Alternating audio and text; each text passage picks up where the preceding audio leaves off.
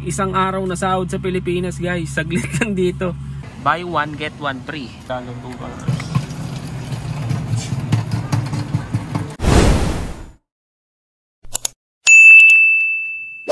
Hello guys, welcome back sa ating channel. And yeah, for today's video, gagawa naman tayo ng video sa normal na araw namin dito sa Canada, dito sa Nova Scotia guys, to be exact. Kung makita nyo yung paligid namin ngayon, pangit ng panahon today kasi may pabataling daw na hurricane.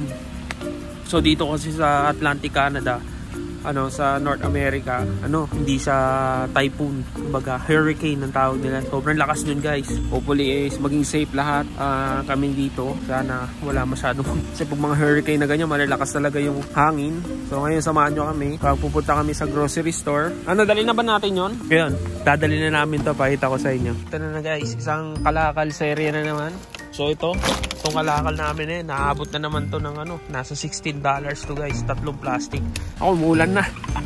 Pasok lang natin yung tatlong plastic. Let's go. A few moments later. So yan guys, sasampa na natin yung mga kalakal natin. So panggas din yan. Ito binigay lang sa amin ng amo namin, nilalagay niya lang dyan sa may tabi ng basurahan. In total nasa 336 na piraso. Samahan nyo nga kami. Punta kaming grocery, kukuha kaming tubig, and then dadali na muna namin to sa junk shop. Let's go. So nga guys, kung bago ka pala sa ating channel, maraming salamat sa mga bago natin subscribers na nanonood natin. Ito guys, yung buhay namin dito sa Canada. May tayong subscribers na nag-subscribe sa ating channel. Welcome po sa inyo guys. So itong video natin ngayon, ito yung mga typical na buhay namin dito sa Canada guys, para mayroon kayong idea. Kung bago ka pa lang sa ating channel, give this video naman a like and comment down below kung nagustuhan mo ang video natin ngayon, and subscribe to my channel and click the notification bell para lagi ka updated sa mga bago nating lalabas pa na video guys. So tara na. 1 minute 37 seconds later.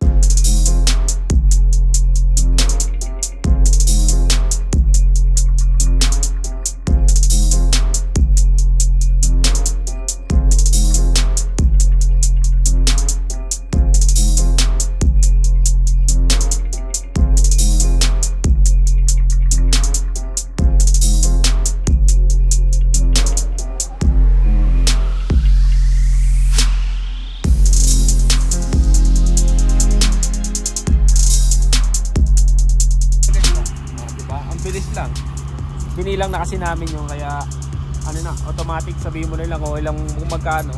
Nakabot tayo ng 1637. Oo, diba? Diba yung yung isang araw na sahod sa Pilipinas guys, saglit lang dito. Yung na yun, yung basura natin na binenta, 600 pesos na yun mahigit, diba? So punta na tayo sa grocery ngayon guys. Let's go.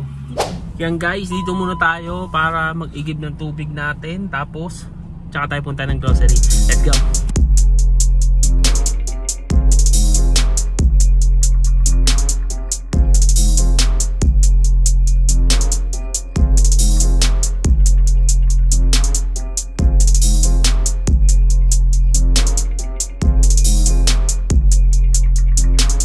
Ayan, ganyan yung automatic tubig machine nila dito guys. Wala siyang hulugan kasi binabayaran siya sa counter. Ganito pala itsura ng parang 7-Eleven nila dito, di ba? Parang 7-Eleven din, kaso mas maliit lang siya ng konti.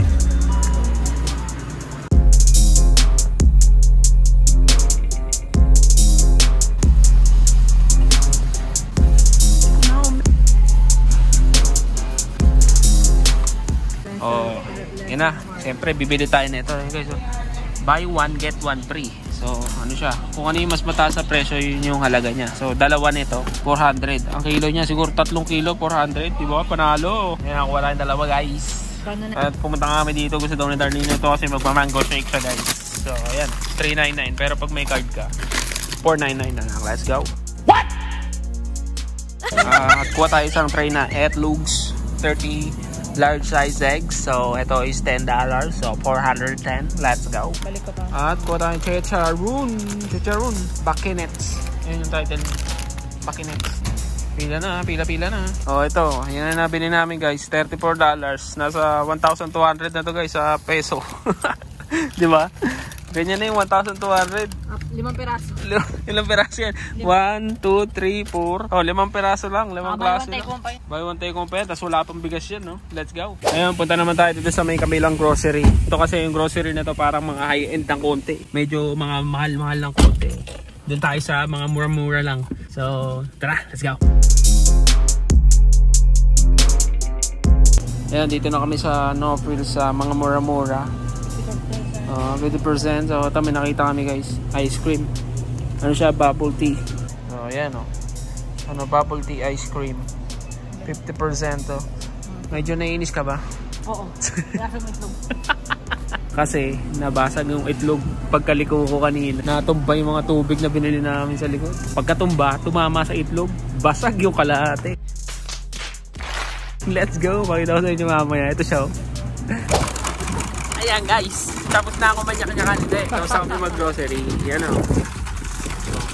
Ano yan? Nasa 114. Pero maganda doon. May nakuha kaming points. Tapos yung points na yun, pwede namin pambayad yun. Susunod namin na purchase. Pakita pala sa inyo guys yung napakamatindi na ginawa ko kanina. Kasi masyado akong ano eh. Magaling ako mag-drive. Drifter. Pwede na! Pakita ko sa inyo. Ito. Kita nyo? Drifter. Basag ang kalahati. Malang itlog eh. Uy, galit. Ngayon guys, punta naman tayo sa may ukay-ukay malapit dito. Tingin-tingin tayo ng mga damit na pwede natin mabili. Kung meron maganda, kunin natin. Kung wala, uwi na tayo. Let's go!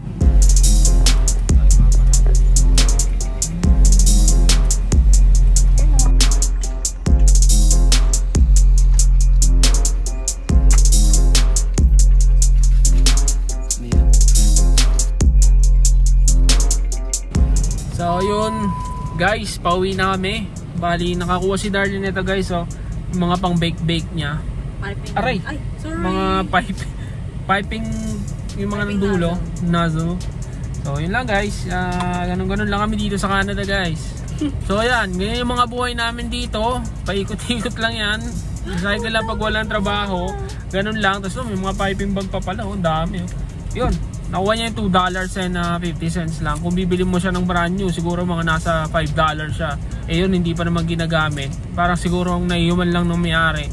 Tsaka dito kasi sa thrift store na to guys, yung mga nagdo-donate lang. Tsaka wala siyang tax. Yung lahat ng proceeds ito, tingin ko sa foundation mapupunta. Ayun guys, dito ko nilang tatapusin yung video natin. I hope nagustuhan nyo at nagkaroon kayo ng idea sa mga ginagawa-gawa namin dito sa Canada guys. And mga buhay-buhay namin dito. Ayun guys, biyahe na kami pa uwi. Ingat kayo dyan. Have a good one.